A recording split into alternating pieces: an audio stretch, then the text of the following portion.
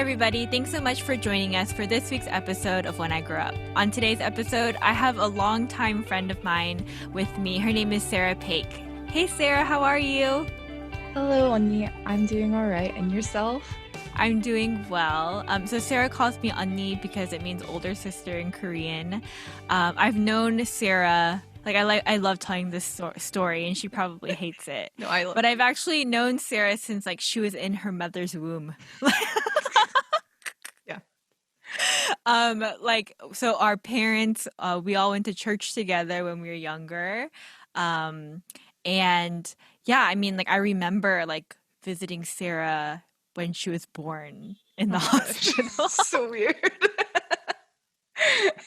So for me, it's really a treat that she agreed to come on this podcast and share a little bit more about her life and what she does for a living. So Sarah, let's just jump right into it if you don't mind.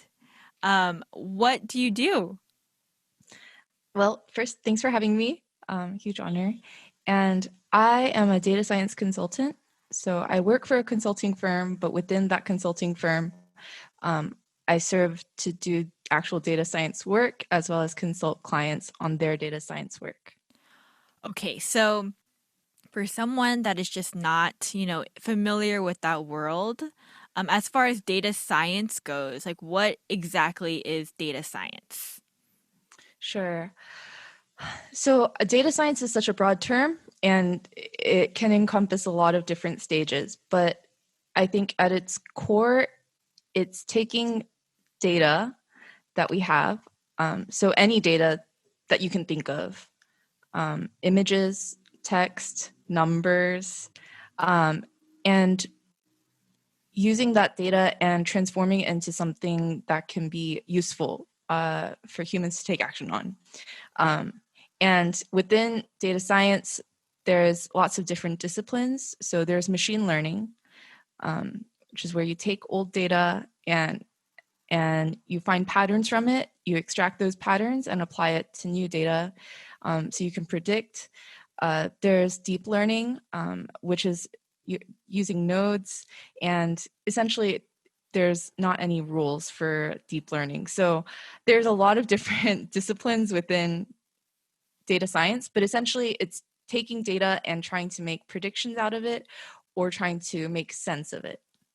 Okay, so as you're talking, and I think you've mentioned this to me before, but I did have someone on the podcast that I feel like does something a little bit similar to what you do. His name is David Shin, and he worked in supply chain consulting, where he would predict the best outcome or what would be most efficient for companies. Now, is that similar to what you do or different? I don't even know if you heard that podcast, but oh no, I listen. So supply chain is kind of like the OG machine learning, actually. So a lot of the tools that we've learned to use in data science come from the optimization models and the optimization work that's done in supply chain. So whatever we call machine learning today, in fact, is not that new. It seems new, but it's been going on since at least 20, 30 years ago. And a lot of those fall under supply chain.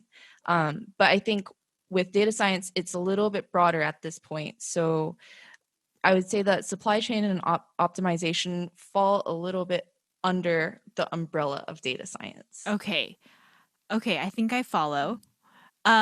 Maybe to make it a little clearer for me and people listening, could you tell me maybe what a typical day looks like for you? Sure. So similar to David, actually, I work in projects. So that's my unit of time. So within a certain project, that's usually more predictable than it is within a day.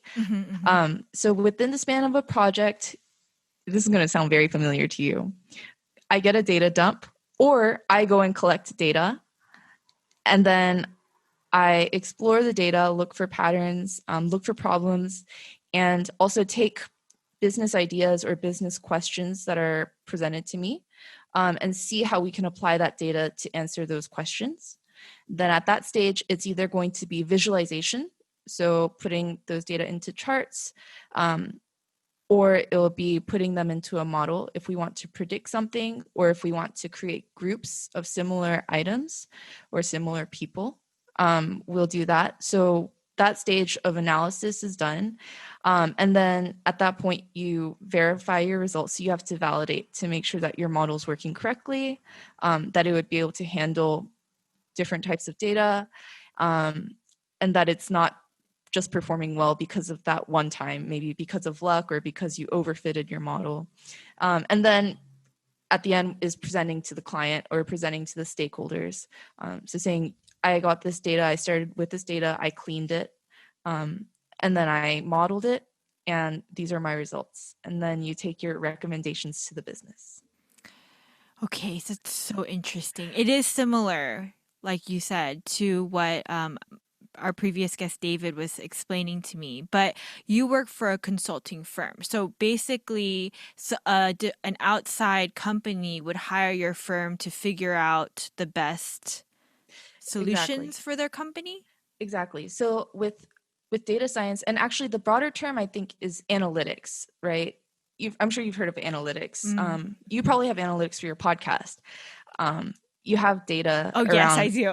yeah. So I was like, I don't know.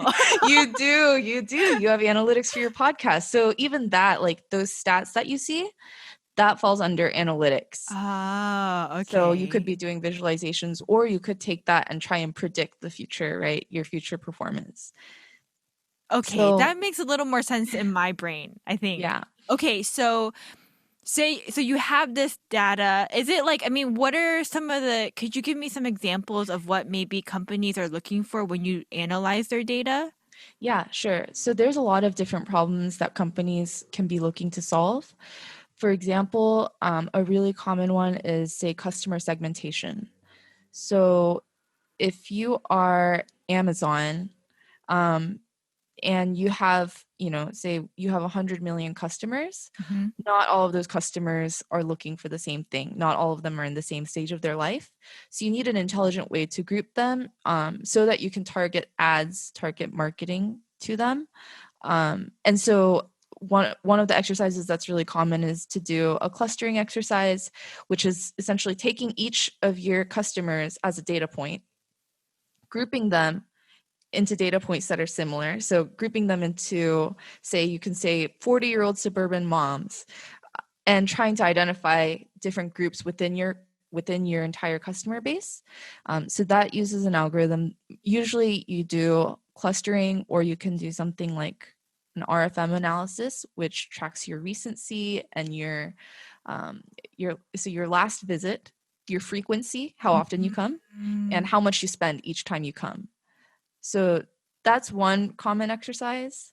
Um, and the application of data science goes so far. It could be one common problem that most data science students will go through is computer vision. So essentially taking data and identifying numbers. So if I wrote down the number two in front of you, and I showed it to you, you would know immediately that it was the number two. Hmm.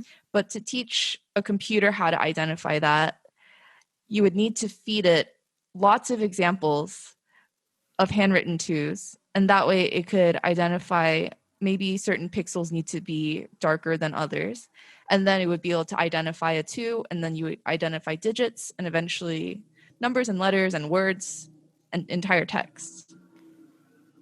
Okay. That's a lot more advanced, I would say, than doing a customer segmentation. I see. Okay. But there's a lot of different problems. The range of problems that you can solve with data is almost infinite, right? Everything is data at this point. Yes, So yes. really, I think as a data scientist, you need to be pretty focused, and it's really important to listen to whoever your stakeholder is, Hmm. whether it be an executive or whether it just be a manager, and they have a certain problem or question that they want to answer. You have to understand what kind of models are available to you, what kind of techniques are available Hmm. to to help to help your manager, to help people Okay. understand the problem and the possible solutions. Wow. So, do you enjoy this? Yes, You yes, I do? do. Man, I I'm like do. so out of my element right now. I'm like, I don't know. But I know that there must be a lot of people that would like this. What do you enjoy about it? Yeah, I think one of them is at the very base of it, I like to be able to tell people the truth or to, yeah, I care about truth. And so with data science, the so much like almost all of it is just statistics. At the root of it, you're using statistics, and your statistics will tell you how confident you can be in your model output, um, and what the range of confident values you can use. So at that, I like that. I think that's what I really enjoy about it is Mhm. that people come to you and they're not sure, right? They can make intelligent guesses, but you hold the key, which is you can give me a bunch of numbers, you can give me a bunch of data points, and it's my responsibility to display that to you and to model it and to present the results to you in an honest way, um, while also making sure to cater to your business needs. So then if we get down to a lower level, a lot of my time is spent creating things, whether it be like programs, so coding, or I'm sure David mentioned this, but cleansing your data. So that's really important is like actually once you get your data to put it in a format that you can actually use, Mhm. that ends up taking a good amount of time. But even in that case, it's pretty technical and you just are coding and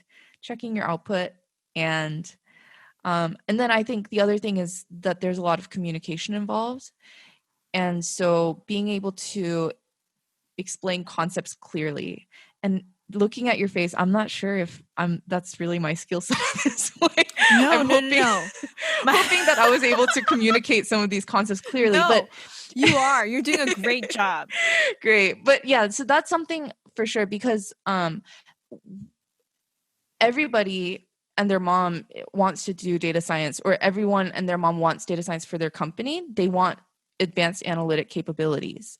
And so they'll throw around words like machine learning, regression, clustering, but it's really on you to be able to understand the concepts behind it and not just how to do it, but to understand the fundamentals behind it. So the assumptions behind every model, that's on the data scientist to be aware of and to make sure that they get that information beforehand. And then also to be able to explain what their model is doing to someone who's in a C-suite level position, who hasn't studied data science or hasn't studied analytics, right? So if I say this model is statistically significant, to the layperson, that it sounds like, oh, it must be important, but Mhm. statistical significance would really just means they are in fact different. The chance of these results coming out, if these were actually from the same distribution, is say 5%. So that's the true meaning. But to explain that concept and to have these statistical concepts to be able to explain them well, um, is I think a really important skill and something that I really enjoy doing because I like teaching people. And so I think being able to educate other people about the work that I'm doing is also really nice. Yeah, no, I mean, as a feeler myself, in my personality, like the numbers, the definitions, like I'm like, oh yeah, this is all great information. But I asked, for you, what do you love about it? Because I think part of me was like, okay, if she enjoys it, there must be a heart, like a heart behind and a purpose that she feels behind what she does. And I think what you said resonates with me. I'm like, oh yeah, like that makes complete sense, Like, um, yeah, I love what you said about you love truth and that you can provide that for people like that are looking for answers and like, hey, look, I have the real data to back up what I'm saying, and this is X, Y, and Z, what is probably going to happen. Or I can present these like scenarios to you, and this is something you can actually look at and it's real. And I love that. Like, I think that's so amazing. And also, what you were saying about um, just informing people and communicating what you do in a way that is understandable, so important. And I do understand it. I think just for me, I'm just like, oh gosh, like this is not my forte. But, what I'm learning from all of my interviews is, man, there is just so much to learn, like Oh, about there is. life, this It's world. endless. It's It's endless. endless. Yeah. So I'm very appreciative. But yeah, I love what you said, like, about why you enjoy doing it. But I'm curious, Sarah, like, did you always feel that way about what you do? Or is that like something you realized or discovered along the way? Yeah, I think um I think I started to like the elements of what I like about my job. I think I started to realize it probably towards my senior year of college, when I was doing my undergraduate thesis. Okay, so let's go back Yeah. then. Um, where did you go to school? I went to Emory University in Atlanta. Okay. You're from Georgia. Yes, born and raised. Yes. And you live in Chicago now, right? Yes, I do. Okay, so we'll get to how you got to Chicago, but um before that, uh, yeah, I mean, when you decided to go to Emory, did you know right away what you were going to study? Oh no, no, I did not. I had no idea what I wanted to study. I kind of thought, I think I probably wanted to be a Spanish major or something like that because I like languages. So, That's right. I um, remember and that. and for a second, I really wanted to do linguistics. And then I ended up doing economics, which was pretty natural, I think, at that point because it was a good mix of kind of the humanities that I really liked, and that was kind of my introduction to just being in a real quant field, where there was a lot of math involved. Mm. Okay, so I'm gonna ask you a question, and I don't know how comfortable you're going to feel answering it. Well, let's But see. if it's too uncomfortable, just don't answer. It's cool. But Sounds good. okay, so I mean, you went to Emory, right? Emory is known to be a very, um, a school that a lot of Asian American parents want their Hmm. children to go to, especially if you're from Georgia and if you Sure, can afford it. sure. So for me, you going to Emory means that you've kind of always been on the academic side of things. Is that correct in saying that? Yeah, sure. If I didn't have a lot of friends, so I guess that means I was more into academia. Whatever. No, I mean like so I mean like, you know, academics wasn't a difficult thing for you growing up, right? Sure. I mean, I think school came naturally to me because it was structured, and I knew exactly what was expected of me. But within that, I wasn't always, math was never really my strongest suit, and neither was science, really. Oh, okay. But you decided on economics, and from there, I mean, is that related? Sorry, I don't know where your story's going, but I'm sure. Oh, yeah. So with econ, it is related in that I I really like the concepts of econ, especially microeconomics. And because of that, I decided to make amends with math, Okay. which is kind of to change my mentality from because I wasn't born good at math or because I haven't been good at it in the past, it means that I can't be good at it now.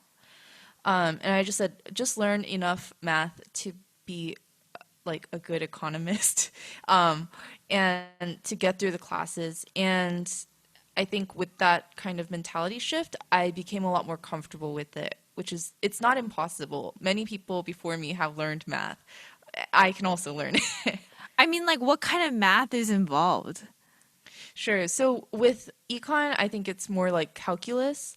Okay. Derivatives are pretty important. But when it comes to data science, a lot of it is linear algebra, which was not which was really not my strong suit. But yeah, I think because of the concepts of econ, because I could understand what the concepts were, um, figuring out the math behind it at that point then became less of like shooting in the dark. Mm-hmm. And because I understood what the broader picture was, it kind of gave me a sense directionally of like where I should go with the math. So, after so you were an econ major, and then after that, what happened? Yeah, so in order to, can I be really honest about why? Yes, please Okay, be as great. honest as you want to Sure. be. So even my parents were not super happy about me studying econ. They really wanted me to go to business. And I told them, well, in business, you just learn how to package things, but like econ is where it's really at. Like that's where things are actually happening. And basically, we reached a compromise, which was one of my econ professors who also worked at the Federal Reserve. I went to him and I told him my parents are not going to let me study econ, even though I really like it, because they're afraid of the job prospects. And he said, well, I don't think that's really a valid concern, but if it's really about job opportunities, I would check out the Masters of Analytics at Georgia Tech. It's a new program, and it's really really great. And if you come out of there, you're gonna have so many opportunities. And so I told my parents, and I guess they just trusted this professor because he worked at Federal Reserve and was a professor at Emory, and they were like, okay, well, if he says so. So that was our compromise, which was that I would go into that program after I graduated from undergrad. So why did this professor suggest this program to you, though? I really think, I mean, with econ, it is a little bit related in that a lot of the math that's done in social sciences, it comes down to regression. And regression is one of the most basic fundamentals of data science and machine learning. And so I'm sure that he had colleagues or he had brushes with it. And so it was a little bit related. Okay, so econ and data science, though, they're not the same. No, they are not the same. They Okay, are not the same. and then is data science an actual major? I don't believe when I was in school it was, but I know that Emory probably has a quantitative analysis or something along those lines. So trying combining statistics and computer programming, as well as like business skills. So, oh, by the way, I should have probably said this in the beginning, but a data scientist is supposed to be a better computer programmer than every statistician, Okay, but should also be a better statistician than every computer every programmer. okay. So that's kind of the intersection at which So it lies. basically, you code and you do computer programming. That's Yes. part of the job. Yes, for sure. Okay, now I'm starting to I think that element I missed somehow. Because for me, so when you went to this, so you have your master's then in this in analytics. How long is that program? The one that I had at Georgia Tech was 1 year, so one full calendar year.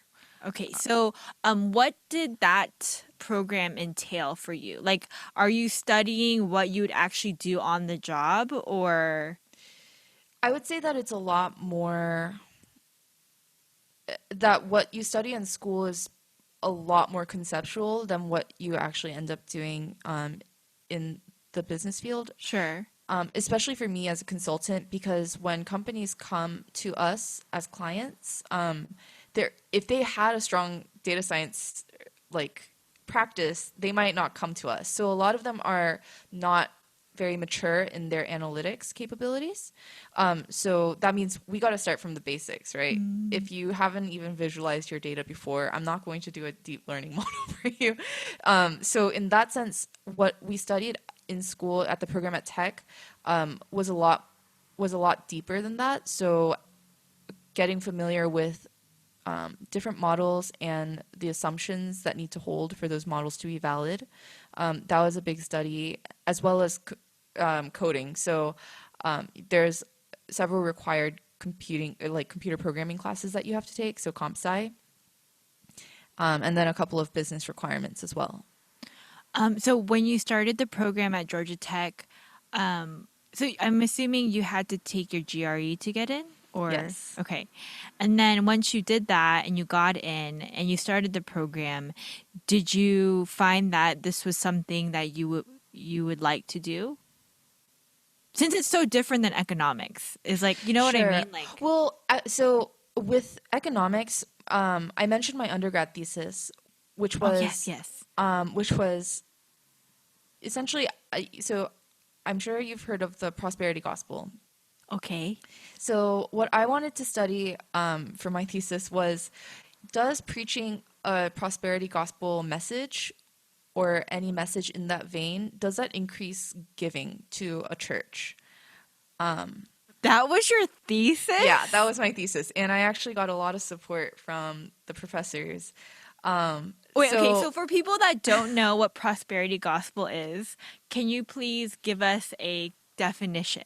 sure. So the definition that I used in my thesis was any preaching that that essentially tries to that that I would say equates, or that would say that the more money that you give to God or to your church, the more money will return to you in the form of financial blessings or in the form of physical health. Okay, great. Okay, now, um, your thesis, sorry, my external processing mind needs to be have like clarification. So your thesis was that one more time. So my question Uh-huh. essentially was, if a church or if a pastor preaches a message that focuses on motivating giving with the promise of being blessed financially or physically in return, would that in turn increase the giving on the part of the congregants? So this was your economic thesis? Yes. Okay, so what were your findings? So I did an experimental paper. So essentially, there wasn't that much data that, so this is kind of where it leads to, which is there wasn't that much data on prosperity gospel teaching and how much money church members gave. Mm-hmm. So I basically had to create my own, which was to create experiments. So I took one pastor and I found two different messages or two different snippets of messages. One of his sermons was more geared towards, health and wealth, in return for sowing a seed into God's kingdom, versus another message that was more just about God's goodness or grace, something that's a little bit more mainstream Christian and not focused on material blessings. And then I showed them to different groups. So I tried to control for the groups that I was showing them to. So I would randomly select who would be exposed to a certain sermon. And then we did a game. So in econ, there's lots of different games that you can do that are used for game theory. So essentially, you just give people $10, and then you say, out of this money, you can choose to leave however much in the envelope, and that money will then be given to your local church or your local ministry. So that's how I carried out my experiment. Okay, and then what happened? The results were that in my very small limited sample of data points, I found that preaching a health and wealth message does not translate, or the difference in giving is not statistically significantly lower for grace-based messages than it is for health and wealth messages. Okay, so it really didn't matter. Yeah, it didn't have the effect that you would think that It the would motives for have. preaching that kind of message would have. Yeah, That sure. is so interesting. Um, I mean, I guess, but you said you had a small sample group, right? I mean, I'm not diminishing obviously your Oh yeah, your it hasn't been. experience. It would need to be replicated Right. in with a much larger sample group, and it would need to be coordinated a lot better. But because it hasn't been replicated, you're not diminishing my findings. It shouldn't be But accepted as fact or theory. no, but I mean, I just think that's really cool that you did your thesis on that. How did you even decide to do that? You don't Well, remember? with your thesis, you have to do it for a year. So Oh, when I was brainstorming ideas, I had a couple, and my thesis director was he could tell that, and also it's not common. It's not a common kind of thesis, sure. for sure. But that's what I liked about economics, and I guess in the broader sense is just using data. It doesn't have to be moral. You could study anything, right? You can Hmm. collect data on any aspect of human life, and you can analyze it without having to attach a moral value to it, right? And I think that's what I really liked about that. And yeah, and so I think my professors kind of saw the same potential in that story, which is taking a subject that's not often studied in an academic or mathematical lens, and subjecting it to just cold hard analysis. That's really cool, Sarah. Thanks. I I think had a that's lot of fun. so. Okay, so from that thesis is what kind of maybe opened the door towards data science for you? Is that where you were going? Yeah, yeah. I think it was a natural progression for me, which was the most frustrating thing for me during my thesis was having to collect data and also just the lack of data. If there had been a pre-existing data set that I could have used, I would have been able to do a much deeper analysis or tackle different questions or anything, but there was none. And so just the pain of having to go through that myself, I just thought if I had data, like it would be what I could study would be endless. I could ask so Mhm. many different questions and try and provide insight into them. That's really neat. So, you go through this program and you learn the things, and Hmm. you graduate, right? Okay, so then what? Now what? You have to find a job. Sure. I guess that was part of the compromise with your parents, right? Job Yeah, opportunity. sure. The job finding process for me was not smooth. Well, it was smooth enough. Essentially, I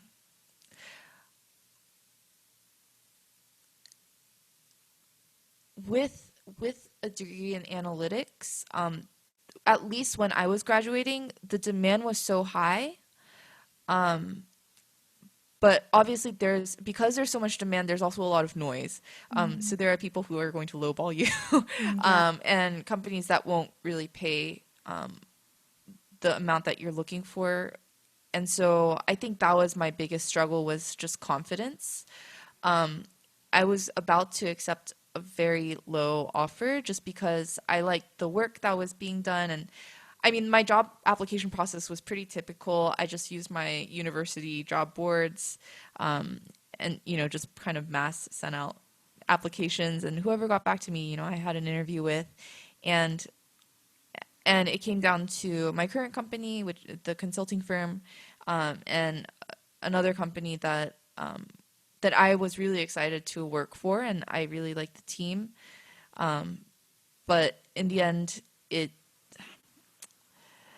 I didn't have any peace about it, which was really strange, because my dad was very supportive of my decision, and he said, just do what you think you will like better, and the money will come later. Mm. Don't chase the money. But I ended up chasing the money because I couldn't sleep the night before I was about to accept that job offer. And yeah, that was a difficult time for me. I did not like the job application Mm. process. I did not like the job accepting process. I didn't like any of it. So essentially, what you're saying is that the job that you thought you would like was offering you less money. Yes. And so you felt unsettled. But there's got to be more. You don't think there is more to that? I think what the really would have happened if I was really I think I went into consulting with the mindset of just going to the military, And What? my parents thought the same as well because consulting, there's long hours, there's travel, Oh, I see what and you're saying. I yeah, thought you so meant they just said, like you're going to the military, no, but you're no, saying like a military mindset. exactly. So they Okay. just said, just like, if you were a male in Korea, you would have to go to the army for a year. Just think of this as your army time. Go in, work for a big company, get tough, get your opportunities, and then come out. So I think that was kind of the mindset that I went in with, which is like, I'll try it. And you know and with consulting, obviously you do get exposed to a lot of different industries and different clients, so it's a great like starter job, I would say, for most graduates, just because most graduates don't really have a clear idea of what they want to do, or at least I didn't. I knew that I wanted to do analytics, but I didn't know exactly what kind of role I was looking for, what my strongest skill set was. Mm. So yeah, so I went in with the mindset of let's just give it a try, because I was honestly at that point I was tired of looking for jobs and I didn't want to go through another round of applications. I see. I understand that. Okay. So at this company that you did, is this a current company you work for? Yeah. Okay, so what was it like that first year then? Oh, um, it was lovely. Oh, I, great. yeah, I went in expecting just the absolute worst, Right. and just having to work weekends and late nights, and obviously I did work a couple of late nights. Like, that's inevitable when you're coding at all. You are just going to spend hours and hours and hours debugging your program that you wrote. But um, my first client was really, really excellent, and a lot of that I think is just grace. Mhm. I got a really great client where we already had a good relationship, where my company already had a good relationship with them, and I was able to do a lot of different parts of the data science lifecycle. So there's bringing in the data into the environment. That's called data engineering. Mm. That's very important. Without data engineers, data scientists can't do their job. Data engineers are the ones who do the dirty work, and then the data scientist gets to do the fun modeling. But for a data scientist as well, it's a really important skill to have, because it just makes everyone's life easier if you're able to, procure the data and be able to clean it, and maneuver it the way that you need to. So I was able to get a lot of experience on the back end, and I was able to do some really cool statistical analyses, for some high-level people. And I also got to learn how to visualize data, using tools, and that's a totally different skill set as well. That's very aesthetic, and thinking about presenting data in a way that is visually clear, for the Mm. viewer. So I got experience in so many different aspects, of analytics, and and I was given a lot of responsibility for an analyst, Mm. and I felt very supported. I mean, I had some brushes with some tough clients, but in the end, I felt very supported by the people in my company, and they tried to set me up for success. And so, yeah, it was really, really great. Yeah, I mean, it sounds like a real blessing, especially in your first year of working, right after Yeah, graduating. What a blessing it is to have that sort of experience where people are willing to help you and yeah. to see you improve in your craft too. I feel like is so important. And I feel like whatever your gut instinct was in choosing this job over the other job is probably, God just kind I of, think so too. yeah, I like didn't sleep a telling wink you. that night. That's not me. I can Yeah. sleep through Yeah. anything. But that's great. You had mentioned before that you had to do a lot of traveling. Is that just the consulting side of what you do, or could you Yeah. go into that a little bit more? Yeah, so my first client was in Denver, so my travel schedule, for at least for the first year and a half, was a Monday through Thursday, 3 to 4 weeks out of the month. Oh my goodness. Yeah, so I spent very little time in Chicago, during that first year, and then, because of the nature of my job, a lot of it can actually be done remote. I mean, now I'm doing all of it remote, but, Right. towards the last 6 months of my time on the project, they allowed me to work from home half the time. So my travel was reduced to 2 weeks a month, which was incredible. And so that's just necessary because whoever you're contracted by just wants or requires that face to face time, or Yeah, it depends on each project. Some projects will be completely remote, some will be, lighter travel where it's only for important client meetings that you have to go out to, and some of them they will expect, a body in a seat Monday through Thursday every week. okay. So I got kind of the big picture of what you do, right? But Hmm. as far as like, okay, say in these client meetings, right? Like, Hmm. and they're asking you certain like what is it that like they're expecting from you to see? Sure. So we'll just take an example. So we'll say that a certain vice president has a new product that he launched, right? So let's say it's HD video on YouTube. Say Okay. you work at YouTube, and you can select your video quality, right? You have 480p and 720p, right? He may want to know. So a question that he might have that he would come into the meeting with is, if I offer my customers 720 pixels for their video, how does that affect their viewing time? Do they spend more time watching videos? And so he comes in with that business question, and then from my side, I would, make sure that they have the data available. So I would say, first of all, how many users worth of data do you have? How long, how far back does it go? At what point is it capturing? At what point is it not capturing? Are there any areas where you might be missing data? So, like, if someone just watches halfway through the video, will you be able to capture that as well, right? You try and understand exactly the granularity and the scope of the data.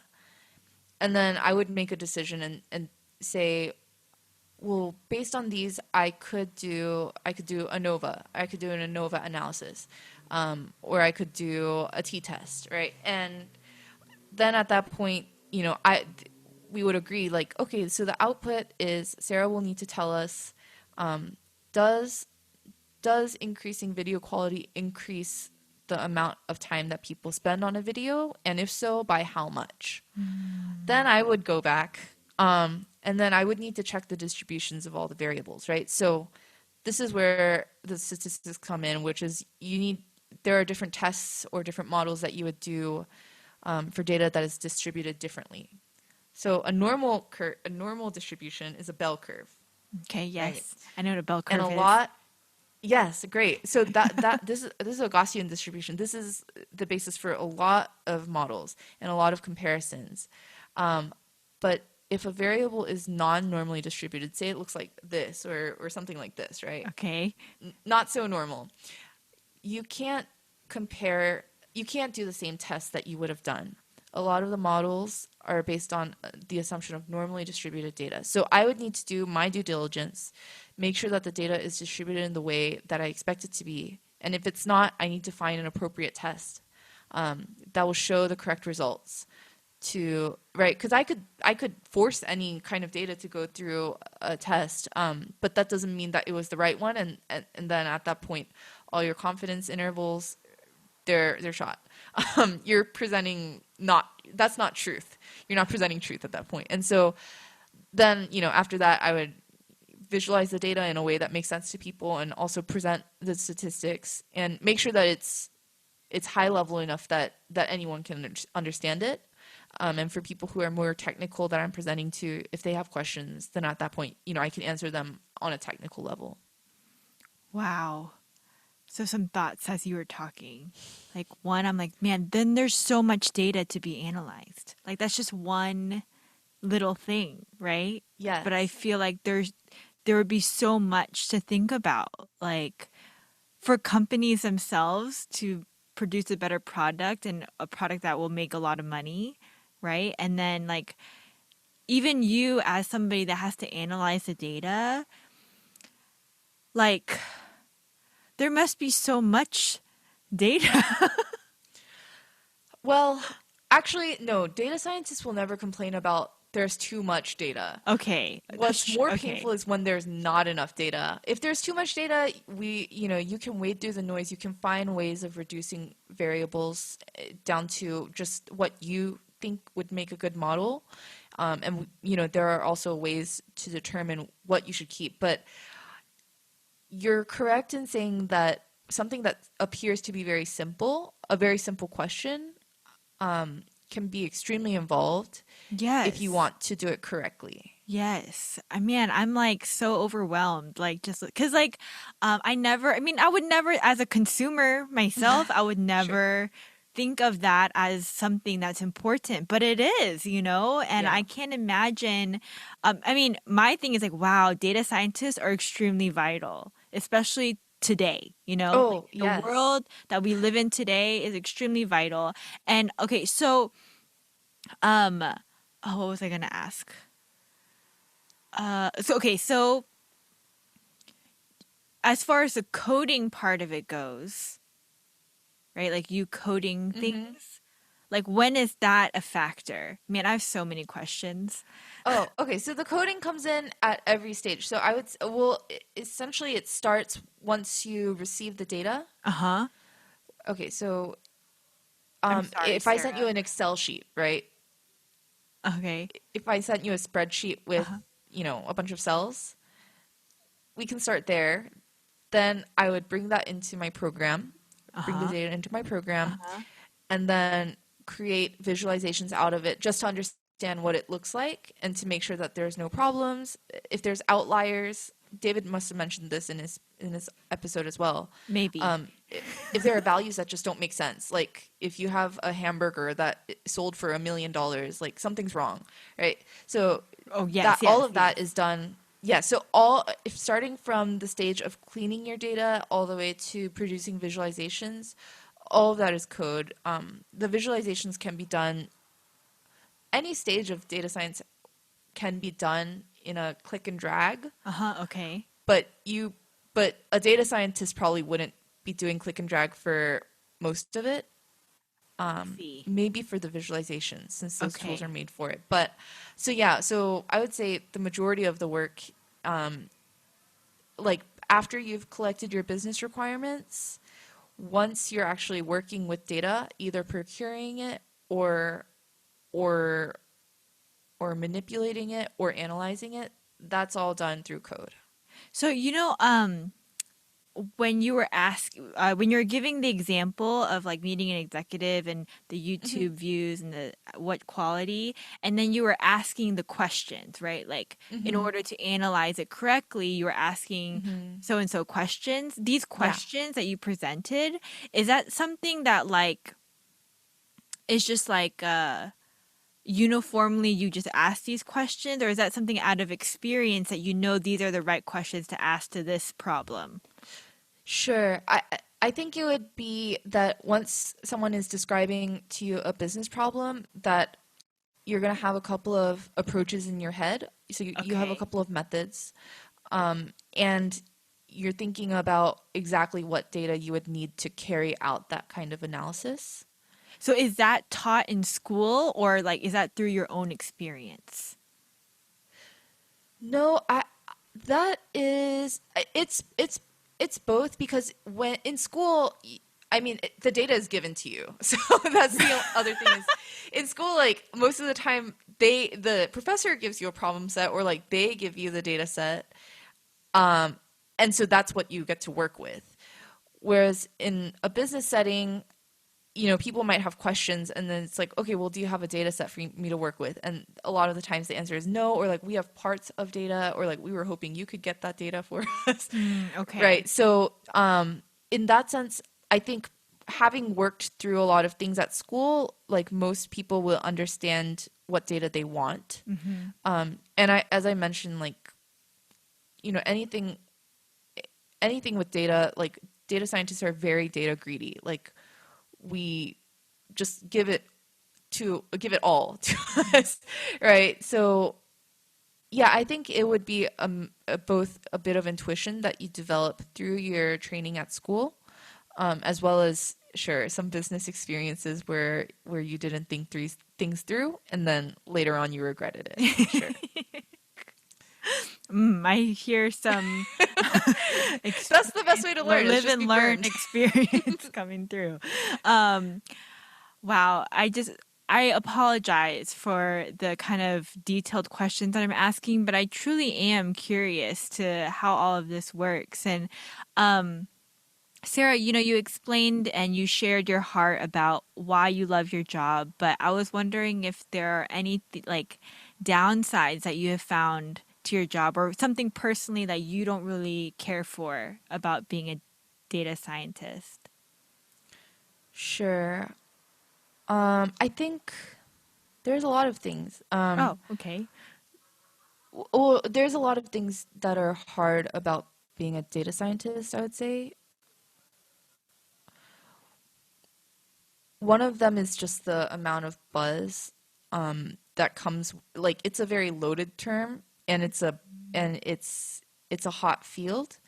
And so a lot of times people are very enthusiastic. They want to have the most advanced models or really, really involved projects. And as a data scientist, a lot of times my role is like the party pooper, and just to say like, no, we can't do that. Like that's not a good approach right now. Like your Mm, data is not mature enough for us to take that approach.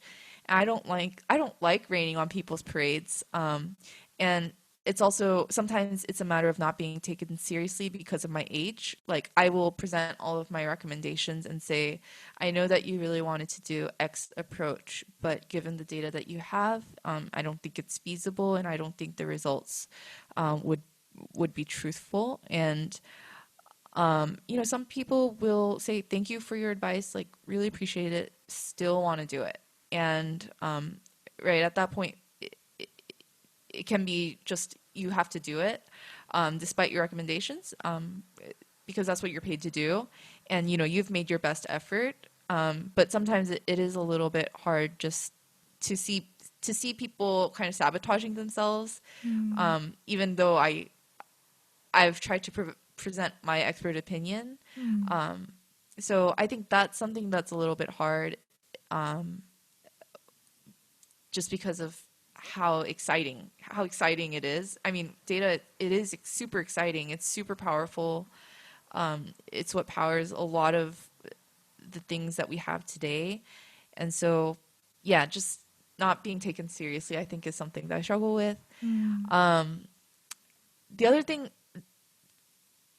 is, I would say, well, no, this is actually a good thing. But what makes data science hard is that the technology is changing so, so, so rapidly. Mm. And so to stay on top of those technologies, and also I think that's the fun part actually, is um, to that you always get to learn new things. Mm. That just because you've mastered one or two areas or one or two disciplines within the field doesn't mean that there's any less for you to learn today than there was tomorrow. And even something as basic as like the language that you're coding in. Today it might be R that's really popular. Tomorrow it might be Python. And the next day it might be Julia. And so it's these things that you come to familiarize yourself with, and you have your toolkit, and then you blink 5 years later and it's obsolete. Mm. And so just staying on top of that, I think, is the challenging and fun part of being a data scientist. Man, with the, ever changing technology that you just mentioned, like, is that so? Are you just constantly like learning new things all the time? And how do you keep up? I should be. I have actually tried to become better about that, because sometimes I get very heads down in whatever project I'm working on, and just kind of ignore the rest of the data science like literature and what's coming out. So honestly, I just subscribe to YouTube channels, and I subscribe to email lists, Mm. so that I can at least read about what's happening and then dig into any concepts that I want to learn. And then also, our company, or at least for our practice, our company encourages us to take trainings. So I recently got a certification with Amazon Web Services Oh, for their wow. cloud platform. Yeah, so I had to Yes. study a bit for that, and then I'll be getting another certification probably later this month. But yeah, there's a lot of continuous learning that has to happen to stay up to date. Man, that's awesome though that you really have yourself invested into learning more about your craft and honing it on a day-to-day basis. I'm sure it's difficult with how busy you are with your own current projects as well. Um, you had mentioned, one of the difficulties and challenges is just not being taken seriously because, well, you actually said partially because of your age. Hmm. How old are you, Sarah? Oh, I'm 26 now. Oh, okay. So, I mean, and if you're not watching the YouTube right now, Sarah also looks very young as well. So, I mean, yeah, I mean, 26 is not old. And I feel like people that are in executive positions might kind of ignore your expertise, but truly, this is something where you thrive in. And so, um, that's kind of, yeah, I would be discouraged too. Are there a lot of women in data No, science? no, there There's are not, not. Um, I mean, it's not none, but it's but definitely a very male-dominated okay. field.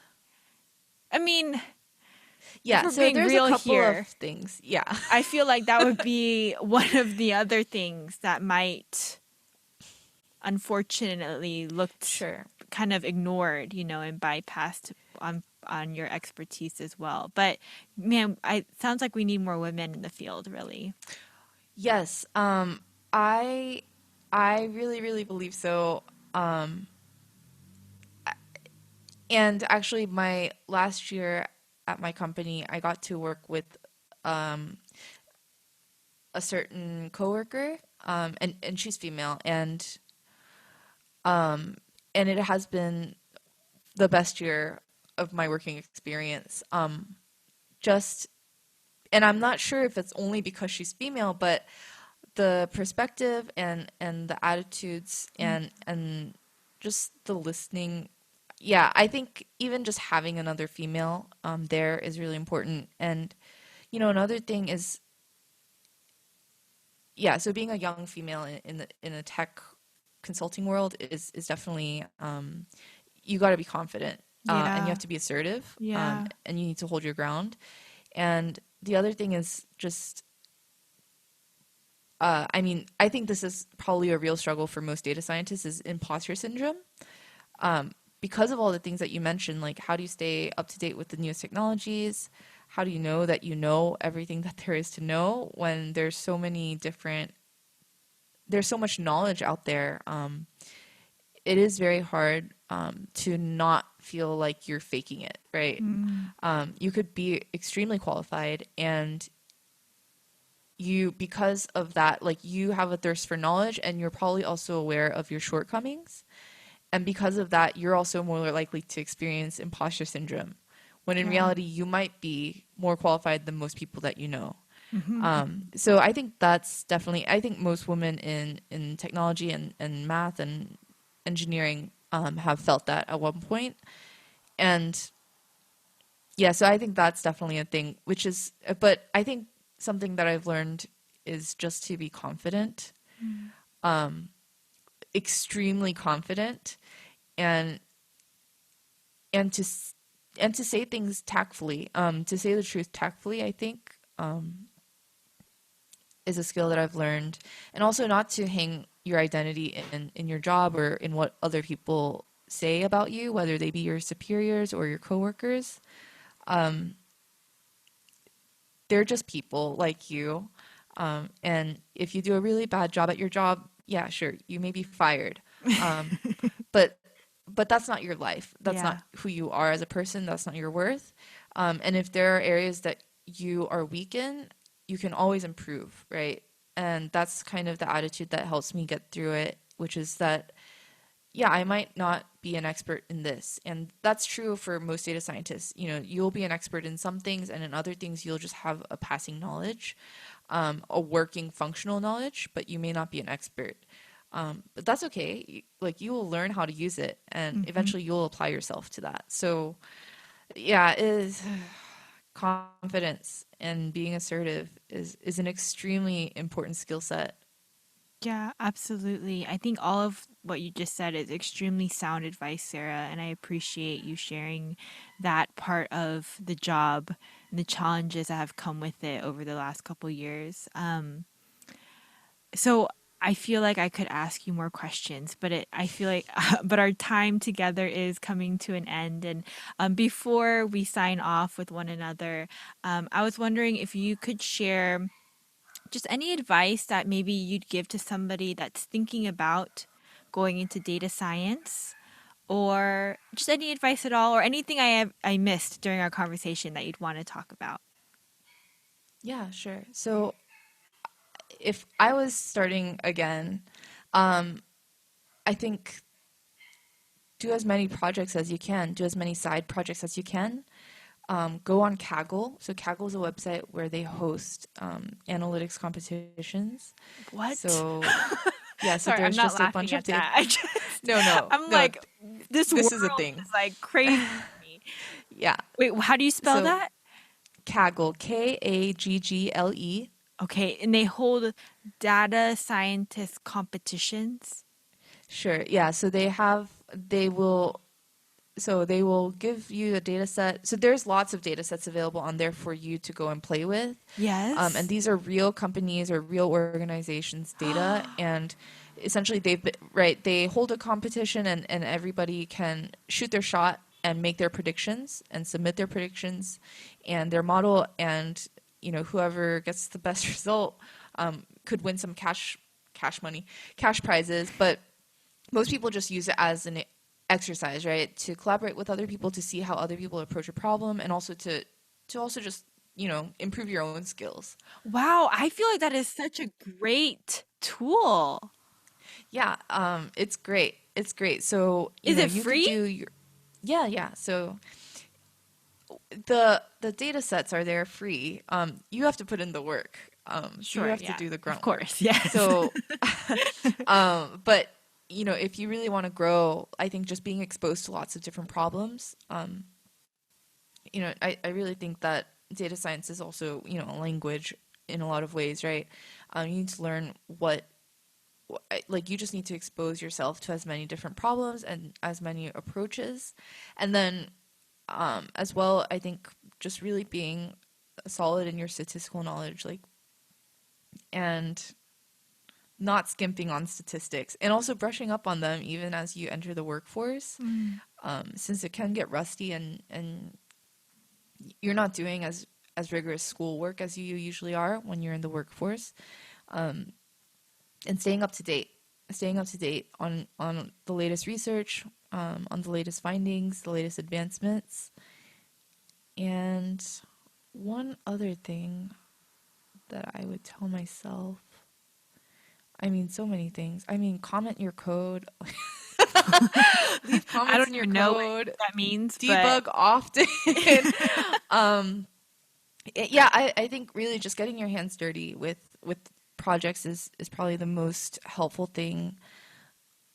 And I think something that would have helped me is to have a mental map of all of what we talked about. So every concept that we have, right, should hold a place in your head, mm, because there's so many different terms, there's so many different concepts, there's so many different approaches and models, right?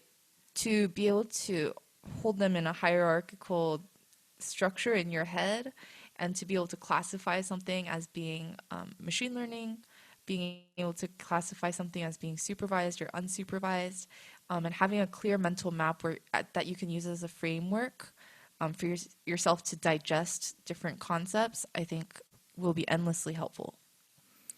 um that was great. Sorry, I have one more question. Yes, yes, yes. So, Sorry to. mm, what are some good characteristics or personality traits maybe that someone would have that you think would like data science? Do you get what I'm asking you? Yeah, yeah. What kind of Masochism, I person would think. like data science? Yeah, a masochist. Would, uh, I think something should be extremely curious. Mm. Um,